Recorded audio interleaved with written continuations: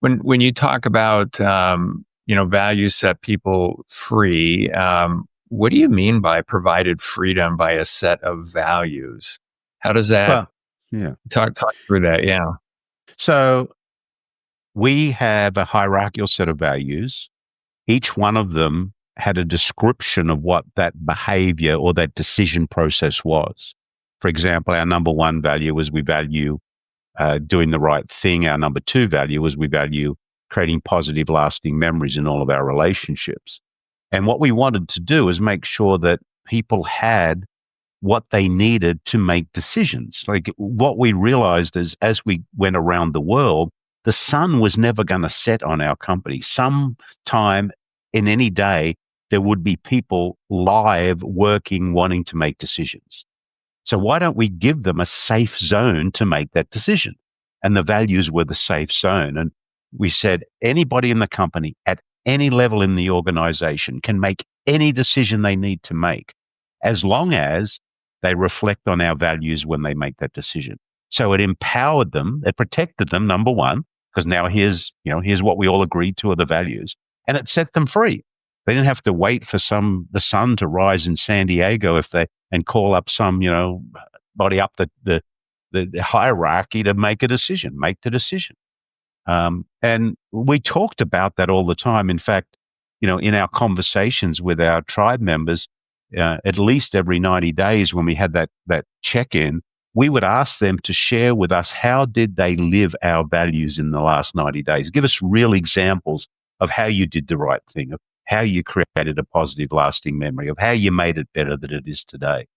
So it was really something that is so powerful, and it would not be a meeting or a gathering that would go by where someone would say, well, let's think about our values. How will that align? And it just reduces churn so much. In fact, finally, you mentioned I was teaching at USD.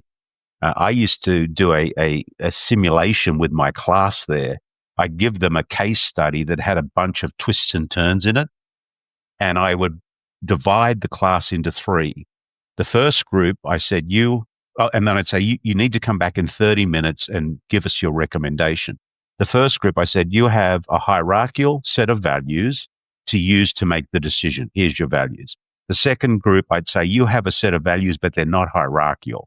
So, you can work out what you want to do. The third group, I said, you can do anything you want. Now, that group got excited. I can do anything I want. Yay. Be back here in 30 minutes. In every case, and I've run this dozens of times, the first group back with the group that had a hierarchical set of values because they didn't spend their time debating amongst themselves what was important to them. They came back, they were smiling, and they had a concise recommendation. The second group back was the group that had a set of values, but they weren't hierarchical. And they were still a little unsure about what they wanted because someone said this value is more important than that. And then they came back and it was a bit wishy-washy. The third group, I'd have to go out and call them back into the classroom. Some of them were angry and arguing. They did not have a recommendation. So a hierarchical set of values also reduces churn and helps build trust within teams because they're not arguing their, gifted point of view. Yeah, it's a great example of operationalizing, certain aspects of culture. So what I'm getting out of what you're saying, it's rules of engagement. It's a decision filter for everything we do. I love that order matters. And I think it's number 5, we value owning it and passionately acting on it. The other side of it. One of the, let me back up a little bit. I see a lot of situational sort of morality and ethics when it comes to money and how things, work, and having that clear set of, values or behaviors really is how it seems to be laid out. I think helps with that. And I think one of the biggest deficits on the planet is enough capable leaders that are both capable and moral. And I liked what you said about, have a heart of gold and a backbone of steel.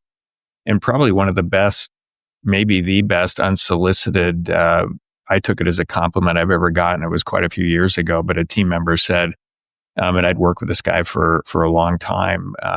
He said, Lee, everybody knows that you really care about them, and they know that you'll make the tough calls and you won't let people skate by. And I'm like, well, yeah, I'm going to hold them accountable to their end of the bargain. I'm keeping my end of the bargain. And I thought that was fantastic. So what's your view on that? Because I think most of the trouble companies get into, governments get into, is where we have leaders that aren't capable of creating the value they were hired to create, and they've got some situational morality issues depending on power or money. Absolutely. I mean, I think that, I talk about, creating culture is like, when I was in high school, my science teacher gave me a petri dish and they said, we're going to create culture in this petri dish. And the science teacher said the two things you've got to be really focused on is what are the ingredients you put in there and how are you going to manage that petri dish? And you've got to be feeding the good ingredients and you've got to be brave enough to attack the toxins. And I think what you're referring to are these toxins in organizations that people, and Lee is a great sales guy and a terrific performer, but he's a really bad person and he treats people badly. But he's still here because all that matters is him getting the sales. Well, that's just cancer in an organization because people say, well, I know what behavior looks like around here. And, if I'm doing that or if I'm, quacking up to the right person, I can get away with anything. And so the whole thing falls apart. And, fish rots from the head, Lee. Yeah. Yeah. And if we don't set a great example, what does that do to productive engagement that we're talking about? The will of the people will accomplish, our strategy, where we're going, accelerate the value of the business, all of it. And then, so the why, a lot talk about that. Simon Sinek talks about it. A number of leaders, leadership gurus talk about it. So important. There's the company purpose. There's the individual purpose. How to marry those two together and figure it out. For example, my purpose in life right now is to drive holistic value creation behaviors in the world. And so I work with for-profits, nonprofits. I work with families. I have over 40,000 parents in my dinner table family community. I want to take it to millions over the next few years because kids are going to be running the world we age out in. I want it to be amazing, not some strange dystopian future. So, purpose, I think, is really important. I think it's really hard to get people's heads around, and mine's evolved over decades. How do you think about corporate purpose, individual purpose, getting that right, for the organization? Well, I think it's really important. I had to rewrite my purpose statement when I stepped down as CEO of WD-40 Company, and my purpose now is I help leaders build cultures of belonging where love, forgiveness, and learning inspire a happy, more connected world. And I use that filter for everything that I do. So it keeps me grounded and going in the direction I want to go in. The great thing about WD-40 is we were able to kind of map the purpose. Our purpose was we existed to create positive, lasting memories, solving problems in factories, homes, and workshops around the world. We solved problems and we created opportunities. So that applied to the customers that we service, the end users that used our product, the tribe members within the tribe, the communities in which we live, and Mother Nature who gave us permission to be there. And then our second value, of course, was we exist to create positive, lasting memories. So it was kind of linked. If you think about it, the purpose doesn't have anything to do with the functionality of the product. We didn't say our purpose was to stop squeaks, but we were able to question ourselves all the time, will this product innovation actually create a positive, lasting memory? And if we couldn't demonstrate that or identify it, we wouldn't do it.